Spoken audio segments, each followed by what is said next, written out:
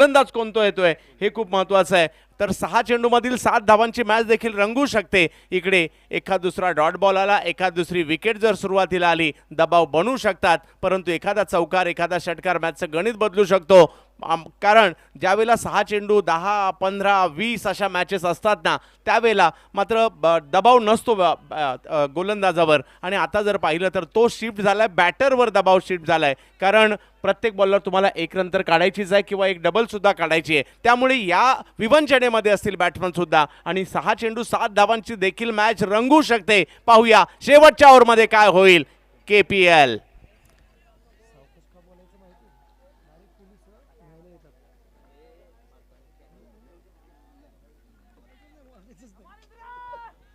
शेवटचे 6 चेंडू आणि बनवायच्या 7 धावा. गोलंदाज गोलंदाजीवरती तयार आहे. 6 चेंडू 7 आणि गोलंदाज गोलंदाजीवरती तयार. कुलदीप समोरच्या बाजूला बॅटर अगदी आपण पाहूया इंद्रजित बावडेकर आणि नॉन ट्रॅकच्या बाजूला आशुतोष अंबपकार कर्णधार नॉन ट्रॅकच्या बाजूला.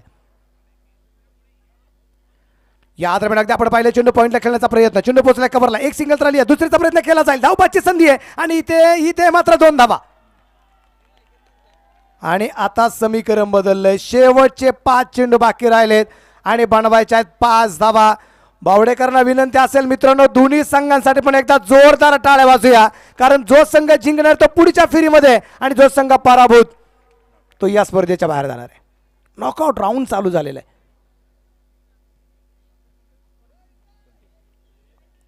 कल के लिए कौन और अगले साल के लिए कौन, ये मुकाबला इस मोड पर है अभी. 5 चेंडू आणि 5 धावा. गोलंदाज कुलदीप तयार आहे. इंद्रजित बावडेकरसाठी या दरम्यान ती मारा करेल कॉलेज कडून. यावेळेचा चेंडू आपण पाहिलं हलक्यात परत एकदा खेळला आहे. तिथे एक सिंगल. इथे विकेट थोडीशी उशीर आली आणि 2 टप्प्यावरती चेंडू फेकलाय. पॉईंटच्या दिशेने अगदी आपण पाहिले एक सिंगल आणि समीकरण शेवटचे 4 चेंडू आणि 4 धावा.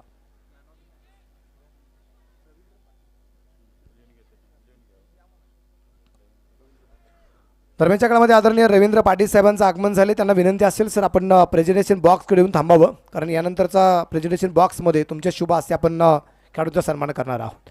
शेवटचे 4 चेंडू बाकी राहिले आणि 4 धावा अजून या दरम्यान बनवायच्या आहेत. कुलदीपने मात्र टर्निंग पॉईंट दिला असं म्हणजे हरकत नाही आहे. कुलदीपचं पहिलं षटक आहे पण खूप चांगल्या रीतीने हाताळतोय हे षटक.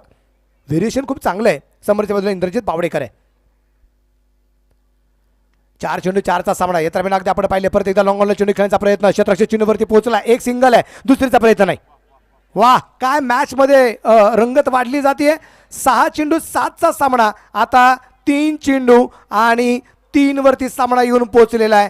दोन्ही संघांचा तिसरा सामना आहे आणि या मॅच मध्ये आपल्याला पाहायचं आहे उर्वरित राहिलेल्या 3 चेंडूमध्ये 3 धावा बनवल्या जात आहेत की या 3 चेंडूमध्ये 3 धावा या रोखल्या जात आहेत ते पाहायचंय आणि हे पाहायला मजा येणार आहे. शेवटचे 3 चेंडू आणि 3 धावा.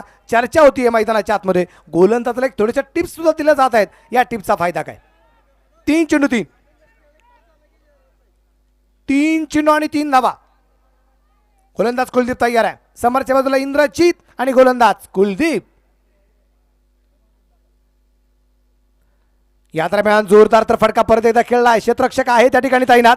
तिथे क्षेत्ररक्षण खराब आणि इंद्रजित बावडेकर पोहोचलाय. Score is level. काय रणनीती वापरली गेली इंद्रजित बावडेकर. मोठा फटका अजिबात नाहीये. बक्षिसाची रक्कम षटकारांसाठी तब्बल 700 रुपये पण त्यांनी एक गोष्ट ठेवली. इथं बक्षिसापेक्षाही षटकार मारण्यापेक्षा इथं सिंगल डबल सगळ्यात महत्वाचे आहे. ज्या क्रिकेटमधल्या संजीवनी मानली जातात. सिंगल डबल ही क्रिकेटची संजीवनी आहे. आणि आता इथं 2 धावा तर आल्यात. स्कोर इज लेवल आहे पण इथं कुठल्या कंडिशनमध्ये सामना संपला जातोय. 2 चेंडूत 1 होणार का प्रश्नचिन्ह. हे तितकं सोपं नाही आहे 2 चेंडूत 1 बनवणं. इंद्रजित बावडेकर महाराष्ट्र पोलीस आहेत. एखाद्या आरोपीला पकडण्यासाठी जेवढी धाव घ्यावी लागते कदाचित त्याच्यापेक्षा जास्त जोरात धाव घ्यावी लागली आता. कारण इथं स्वतःला वाचवायचंय हे सगळ्यात महत्वाचं आहे.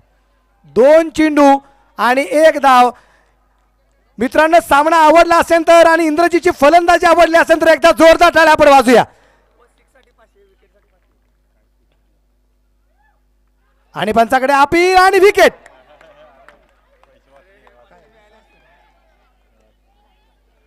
विकेट आली आहे. मॅच मधली रंगत वाढली आणि आता 2 चेंडू 1चा सामना पोहोचलाय 1-1 अगर मैच टाय हो जाए तो सुपर ओव्हर. सामना जर टाय झाला चंदू सर तर निश्चितप्रमाणे